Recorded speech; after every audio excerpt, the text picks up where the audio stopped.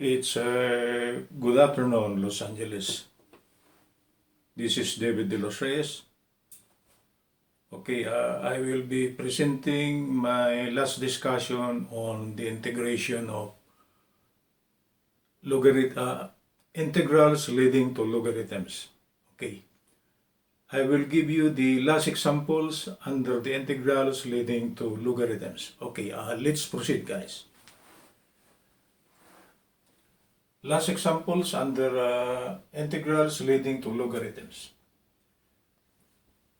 Okay, example number 1 for this afternoon, the integral of dx over x squared plus 3x plus 1. There are only 3 formulas, so to bring out the solution for this, if we notice the denominator, it got no radical sign. Square root sign. So it either falls under equation number 2 or equation number 3. Let's try to bring out the solution. We will write the denominator x squared plus 3x plus 1. Okay? And this is similar to the form ex squared plus bx plus c. Algebra, right? If we notice it, the coefficient of x squared is 1. The coefficient of x is 3. And we are solving for c. What is c?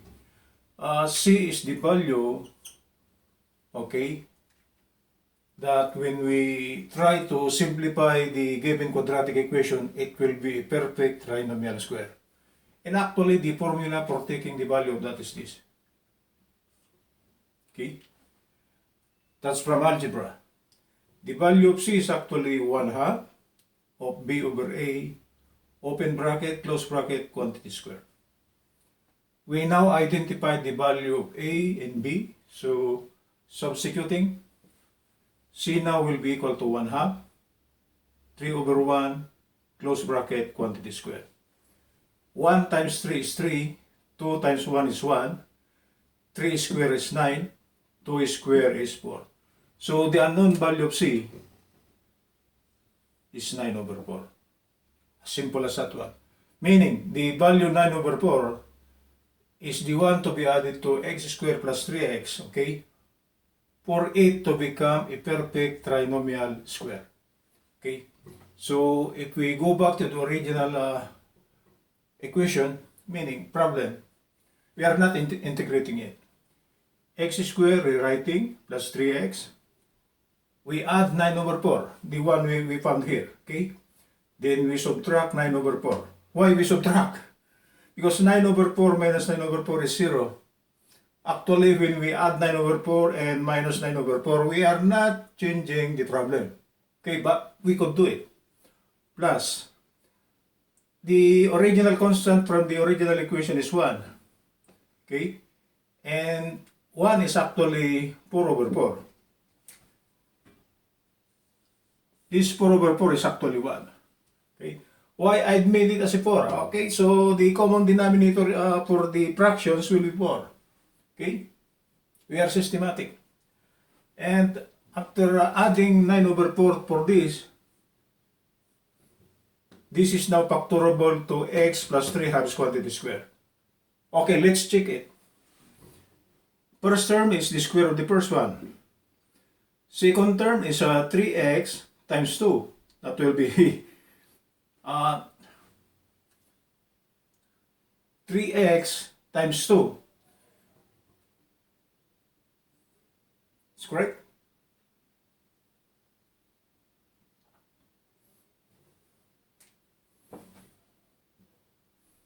Three over 2x times 2. That's the middle term, right? So these two here cancel with this. So the middle term is just 3x, okay? So this is correct, 3 halves. And the pure constant in which we solve for the value is 3 halves. Okay? 3 halves squared is 9 over 4. So after adding 9 over 4 here, it's not a magic. This is now factorable to x plus 3 halves quantity square. minus 9 plus 4 is 5. Okay? But it's not a perfect square. So we will take the square root all over. 4 at the bottom is a perfect square. So this will be 2 all quantity square. 2 square is 4. Okay? Square root of 5 square is just square root of 5. So to simplify it under one common exponent 2, it will be square root of 5 over 2 quantity square. Rewriting the original problem, the integral now of dx over x squared plus 3x plus 1 equal to the integral. Okay? After these manipulations, this it can be written as x plus 3 halves quantity square minus square root of 5 over 2 quantity square. And this is similar to the form the integral of dv over b square minus a square, right? And which it's actually formula number 2. Okay? Where the value of b is this one. b is x plus 3 halves. dv is dx. dx plus 0. I didn't put 0 anymore. A is square root of 5 over 2. So we now identify the value of b and the value of a. So to bring out the solution of this, we will just follow this one. Formula number 2.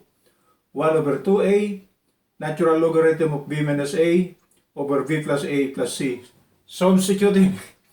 It's now just a matter of substitution to bring out the final answer. So this is 1 over 2. What is a? Square root of 5 over 2. Right? Natural logarithm. What is b? X plus 3 halves. What is a? Square root of 5 over 2 minus. Bottom portion, x plus 3 halves. It is plus. Square root of 5 over 2. If we try to simplify this one, okay, these two here cancel with this. So the coefficient of the final answer will be 1 over square root of 5, the natural logarithm. If we try to simplify the numerator, it will come out as 2x plus 3 minus 5 over 2. And the bottom portion will be 2x plus 3 plus square root of 5 over 2. The 2 cancels out on the denominator, so no more 2, okay? So this will now be natural logarithm of 2x plus 3 minus square root of 5 over 2x plus 3 plus square root of 5, close bracket, plus c. That's the final answer. It's easy, guys, right? I will check my camera. Okay. I am going around my camera. Okay. See? So the solution of the problems that leads to logarithms, it's just by completing squares. By using this formula here. It is a must that you should know how to complete a perfect trinomial square. For solving the unknown constant for the square terms to be a perfect trinomial square. Okay, let's proceed with example number 2. The integral of dx over the square root of 3x squared plus 4x plus 5. It got a radical sign. So obviously it falls under formula number 1. That is 1 over the integral of dv over the square root of b squared minus a squared. But on the first look of it, it seems it's not, right? So we must have to bring out the proper term in order for us to use formula number 1. It got a radical sign. Whether we like it or not, it should be under equation number 1 or formula number 1. Let's bring out the value of the terms inside the radical without the radical sign, okay? 3x squared plus 4x plus 5. Dividing all terms by 3. X squared plus 4 thirds x plus 5 over 3 is 5 thirds. And this is similar to the form ax squared plus bx plus c. Right? The value of a is here is 1. The value of b is the coefficient of x is 4 thirds. The value of c, that's the one we are looking for. Okay? And as I told you a while ago, in algebra, the value of C for the square term to be a perfect trinomial square is actually 1/2 of B over A, open bracket, close bracket, quantity square. Substituting values, we now know the value of A and B. So this is 1/2, 4/3, right? Oh, this is actually 4/3 over 1. 4/3 over 1 or just simply 4/3. Okay? Close bracket, quantity square. 4 and 2 cancel out, so this will be 2. So what remains inside the bracket will be 2/3. We square that one, it will be 4 over 9. So the unknown value of C is actually 4 over 9. Okay? That's our solution. So rewriting the given equation, it will be x squared plus 4/3 x plus 4 over 9, the one we computed. Then we subtract again minus 4 over 9, so we are not changing the problem, right? Plus 5/3. 5/3, we got a denominator 9 over here. I make it a point that the what you call this, the denominator of this 5/3 will be 9 also, so I will multiply this by 3 over 3. So 5/3 is actually 15 over 9. Right? This is 5/3. I make it that the denominator of 5/3 will be 9 also. Okay? And if we combine this one, it is now a perfect trinomial square. This is now factorable to x plus 2/3 quantity square. Then we calculate the pure constant that remains. Okay? Minus 4 plus 15, okay, is actually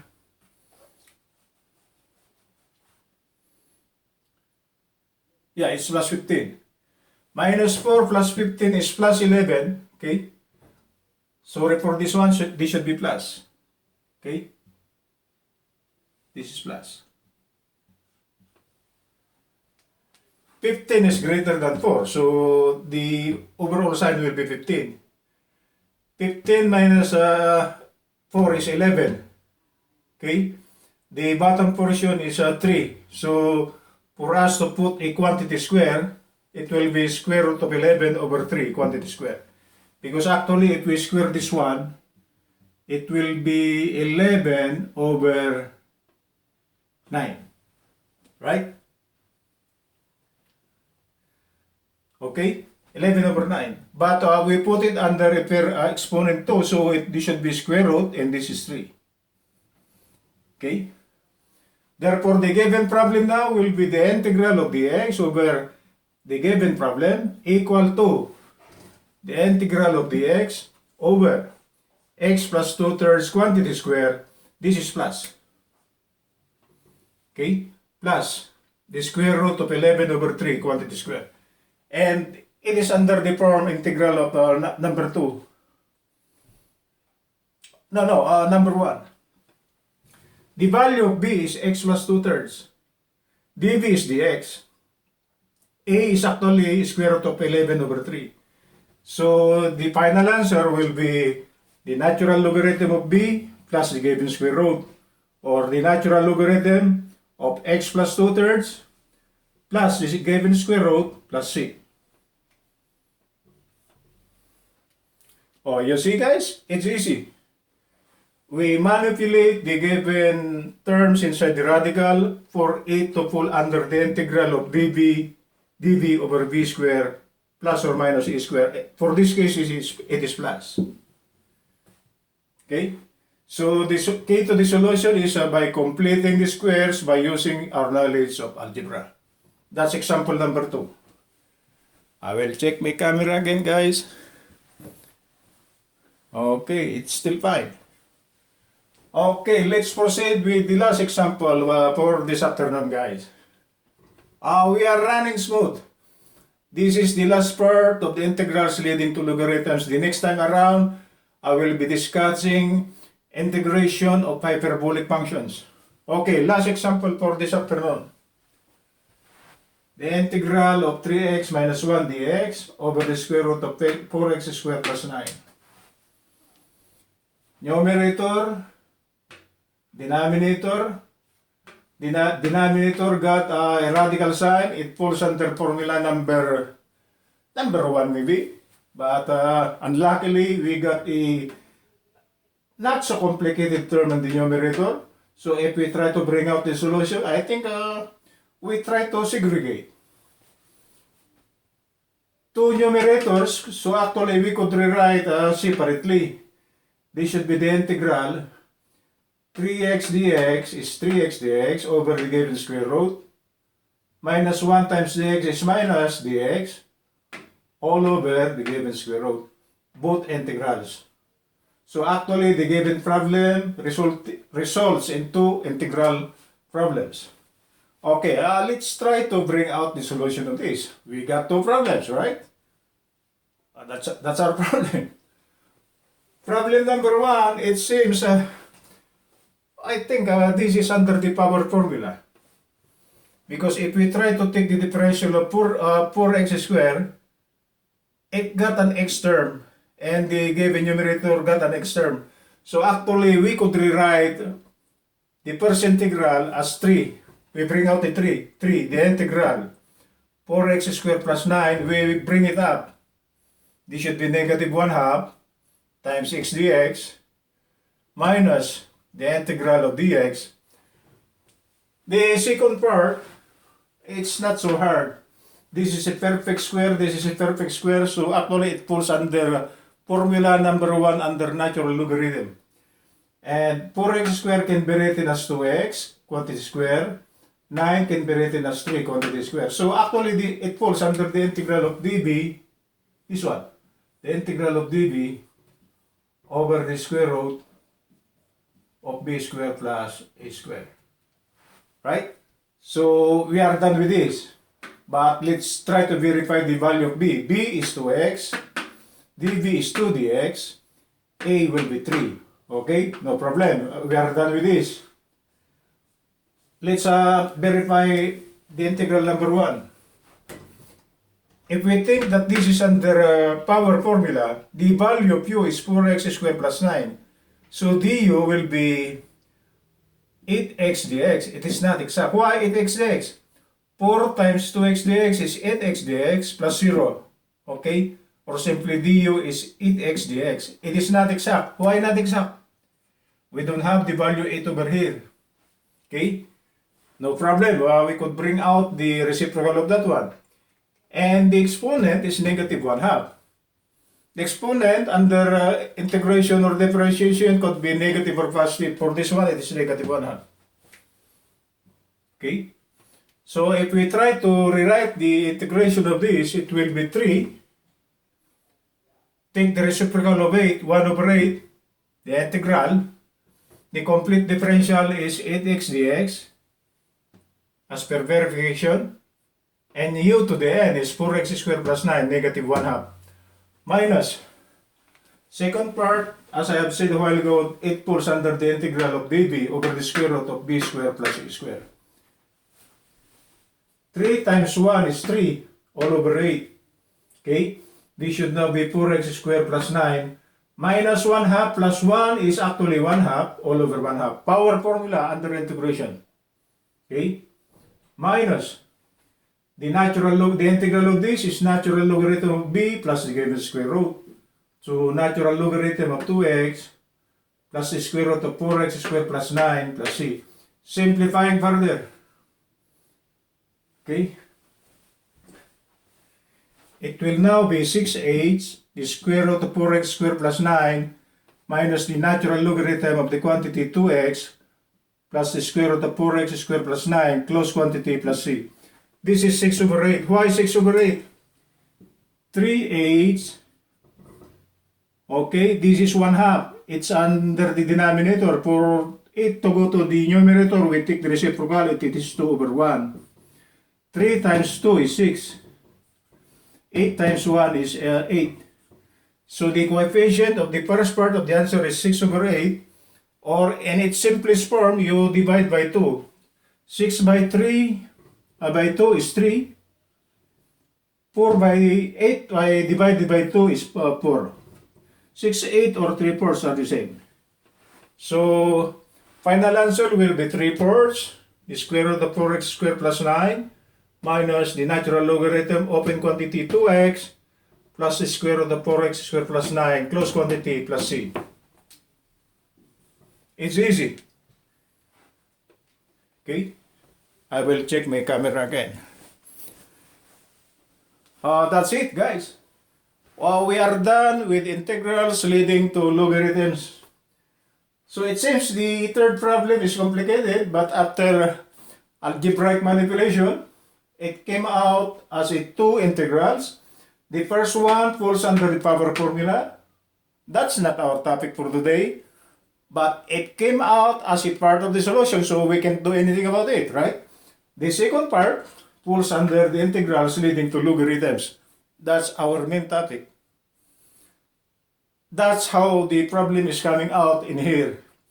It could be a mix-up of solutions. That's why I told you your previous knowledge of the previous integrals will be needed here.